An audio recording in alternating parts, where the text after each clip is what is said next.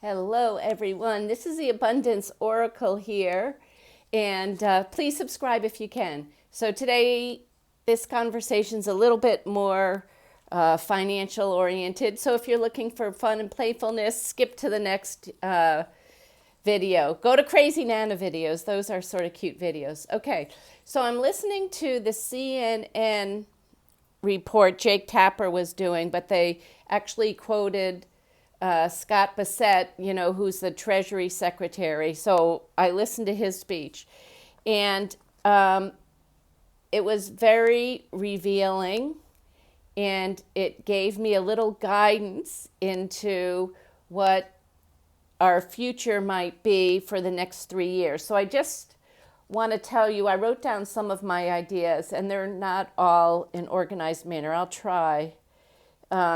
So for the past 4 years, we had a 6.7 deficit to GDP. And that was what we inherited for this administration, 6.7%. The highest deficit when there was not, since there has not been a recession and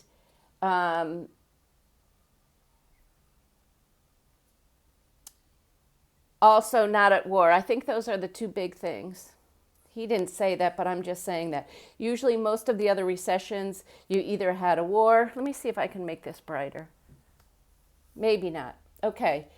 So he started to say what his job is, a Treasury Secretary, okay? So this tells you the direction that we're going to be going. He said, we're going to bring down spending, which we saw with Doge, and we're going to grow their revenue side. Now, what does revenue side mean for the government? Tariffs.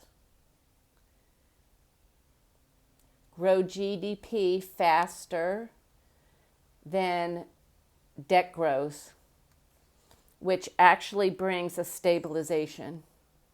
So that means a little, what I hear, because I always do forecasting, what I hear for the next 6 months, year, 2 years, it's going to be a rocky road. And we'll see if we can do this. We're sort of in a little bit of doo-doo, as you know, with what we got passed over. So it's very important for me, and I don't know if it's important for you, but for me it's very important to understand what this is going to do to assets. And in particular, because I like real estate, in particular my real estate. So I believe that this is going to cause inflation of assets. So they're telling you basically we're going to inflate assets, which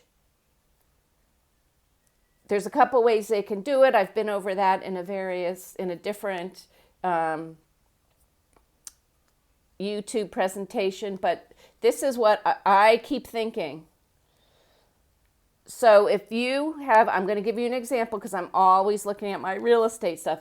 Let's say there's a couple ways he can tax you with your real estate. So one, an inflation tax. So that means is your house that you own, if you live in it, let's say you have a $300,000 house and they print a lot of money and the value of the dollar goes down, which means the value of your house will go up. It'll cost more dollars to buy that house. So let's say your house goes from 300 to 500. You think, oh, wow, okay, well, I might be paying more for my groceries, but look at this, the value of my house has gone up.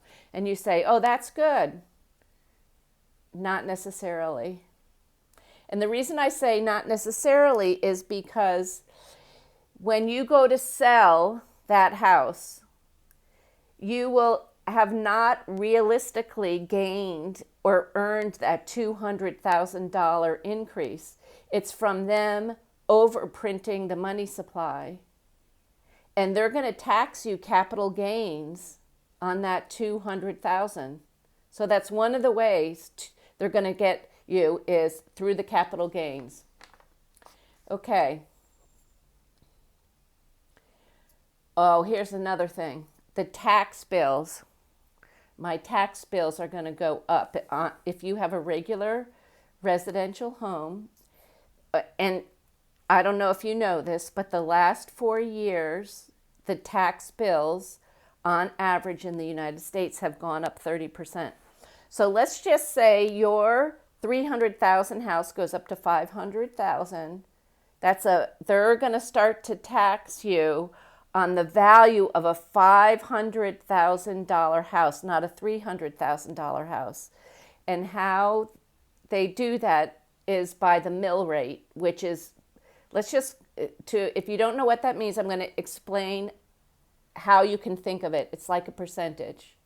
So 300,000, say, times 2% is going to be less than 500,000 times 2%.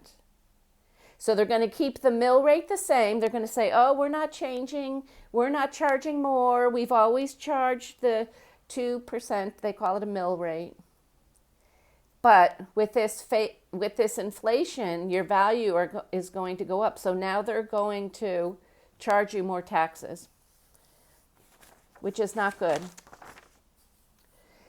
Some people are not going to be able to make those payments, and they're going to be required to sell.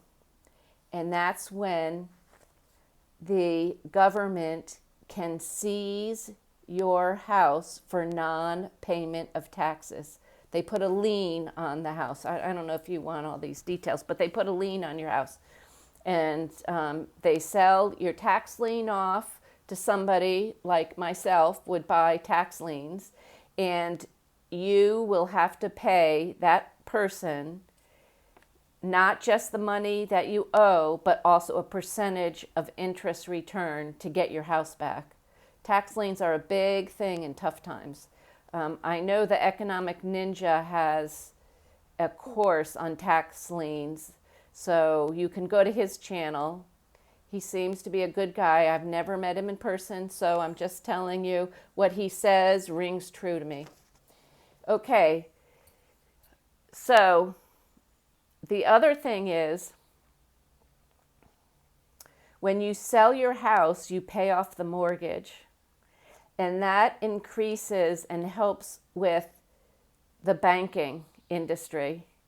So they can take your low 2%, 3%, 4% interest rate and wipe it out, whether you pay it off or you have the tax lien guy